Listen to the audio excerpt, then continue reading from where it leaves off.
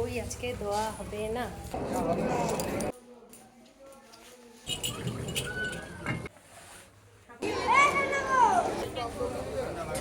যেটা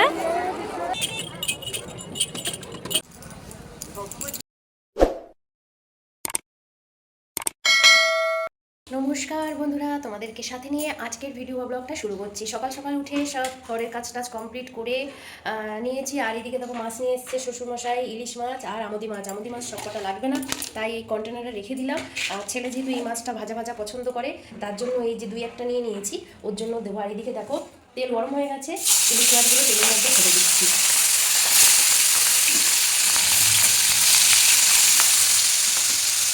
আর এই 4-5টা মাছ ভাজা করবো ওর জন্য। আর এদিকে আলু কেটে দিয়েছি, মানে কেটে রেখেছি। ঘরে তেমন সবজি নেই, শুধু আছে মানে বাঁধাকপি আছে আর ছিম আছে।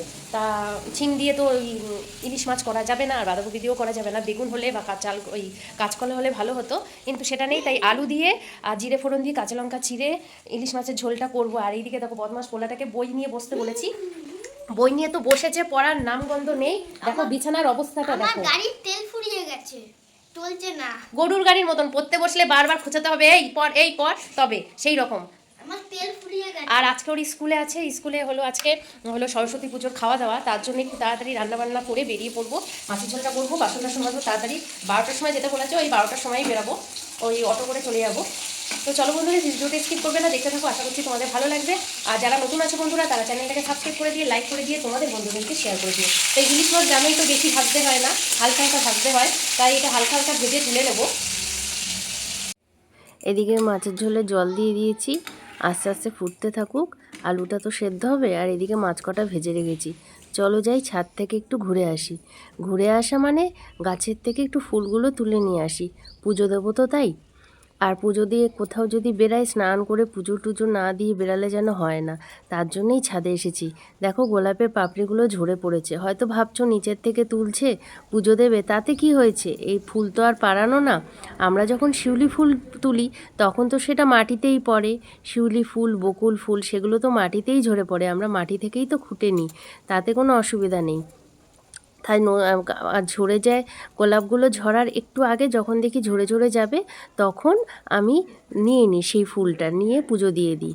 আর সেই ডালটা কেটে দিই একটুখানি, তাহলে সেই পোট থেকে না আরও নতুন নতুন পোট বেরিয়ে, যেমন এইটা দেখো ঝরে যাবে, তাই আমি তুলে নিলাম গোলাপটা, নিয়ে ডালটা কেটে আবার পুঁতে দিলাম। আর এদিকে তুলসী গাছ আছে, তুলসী গাছ থেকে তুলসী পাতা নিয়ে নিচ্ছি। আর এদিকে চন্দ্রমল্লিকা ফুটেছে, চন্দ্রমল্লিকাও নিয়ে নিচ্ছি। এই যে আজকের ফুল তোলা হয়ে গেছে, তুলসী পাতা, গোলাপের পাপড়ি আর চন্দ্রমল্লিকা। তারপরে রান্নাঘরে চলে আসলাম, দেখলাম মাছের ঝোলটা হয়ে গেছে। মাছটাকে দিয়ে মাছের ঝোলটা নামিয়ে নিয়ে এইবার গ্যাসটা ভালো করে পরিষ্কার করে মুছে টুছে স্নান টান করে রেডি হয়ে ঠাকুর পুজো দিতে চলে এসেছি। এবার পুজো দিয়ে তো বেরাতেই হবে, কারণ কখন আসবো তখন তার ঠিক নেই। আর স্নান করে বেরিয়ে যাব, আবার চারিদিকে ঘুরে ঘাড়ে এসে পুজো দেবো, তা তো হয় না, তাই পুজোটা দিয়েই বেরাচ্ছি।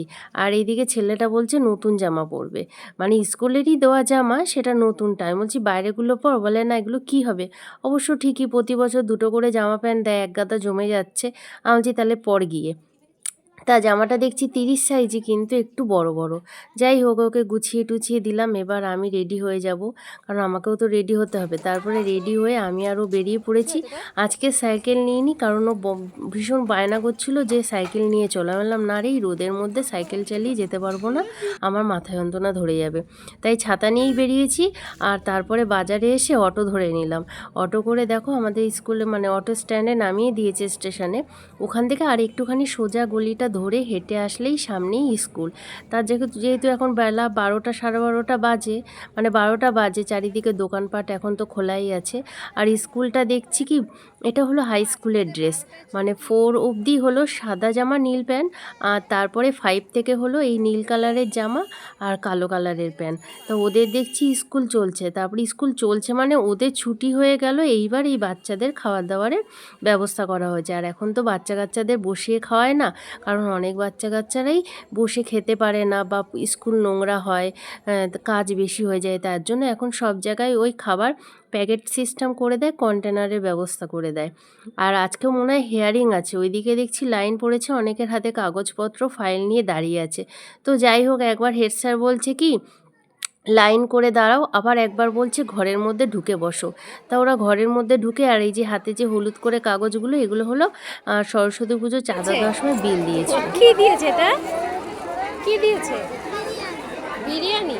চল, হয়ে গেছে, আর রোদে দাঁড়িয়ে লাভ নেই। মনে হয় আছে।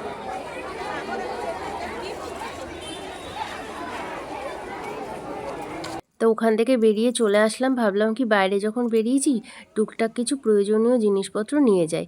তাই আর কি দোকান থেকে একটা নিমকির প্যাকেট নিয়ে নিলাম, আর সেখান থেকে আবার ব্যাংকে চলে আসলাম। আর ব্যাংকে চলে আসলাম কেন সেটা তোমাদেরকে বলছি।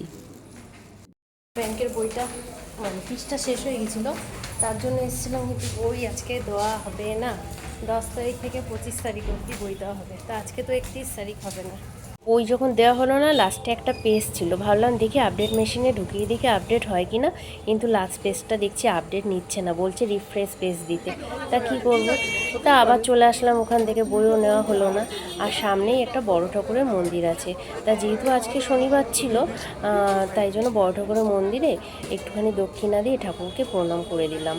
এবার প্রণাম করে এবার ওই পারে, এটা লাইন পার হয়ে ওপারে যেতে হবে, 3 নম্বরে ওই দিক থেকে আমাদের অটো ধরতে হয়। তারপরে আখের রস, ছেলে বলছে কি যে আখের রস খাবো, তা বললাম তাহলে চল, এমনি এখন গরম গরম পড়ে গেছে, আর আখের রস খাওয়া তো ভালোই, শরীরের পক্ষে খুবই ভালো, ঠান্ডা। তাই ও আর আমি মিলে দুটো আখের রস নিয়ে নিলাম। সেটাই ইয়ে করছে, মানে আখের রস, দাদা আখের রসটাকে আমাদের সামনেই পিষাই করে রস বার করে দিল। তাই এই যে ছেলে খাচ্ছে। বাবা গরম পড়ে গেল। এই যে চলে এসেছি আমি বাজার থেকে বলছি ছেলের স্কুল থেকে, আর আসার পথে ওকে বললাম টোটো থেকে নেমে ভেতরের গলি থেকে চলে যাবি, অটো থেকে নেবে, আর আমার একটু এমনি তো যাওয়া হয় না। তা আসার পথে বাজারে গেলাম, কি যা যা দরকার ছিল, এই যে একটা নিমকির প্যাকেট এনেছি, দুটো বেগুন, ধনেপাতা, এটা কি রসুন, দুধ, মটরশুঁটি, চালের গুঁড়ো, আর দুটো মুড়ির প্যাকেট। আর এই যেহেতু কাঁচি পোড়া পিঠেটা না কবে এনে রেখেছি, যে সাজ এনে রেখেছি খাবো বলে, তার চালের গুঁড়ো ছিল না বলে খাওয়া হয়নি, অন্য অন্য পিঠা করা হয়েছে, শেষ হয়ে গেছে তার জন্য। তো চলো বন্ধুরা, এই মামা নাকে লেগে গেছে, চালের গুঁড়ো লেগে গেছে। তো বন্ধুরা চলো, বাই বাই, টাটা, আবার দেখা হবে নেক্সট কোনো ভিডিও বা ব্লগে। আমি এখন আসি, আর যারা নতুন আছে চ্যানেলটাকে ঠিক সাবস্ক্রাইব করে দিয়ে কিন্তু যেও। টাটা, বাই বাই, সবাই সুস্থ থেকো, ভালো থেকো।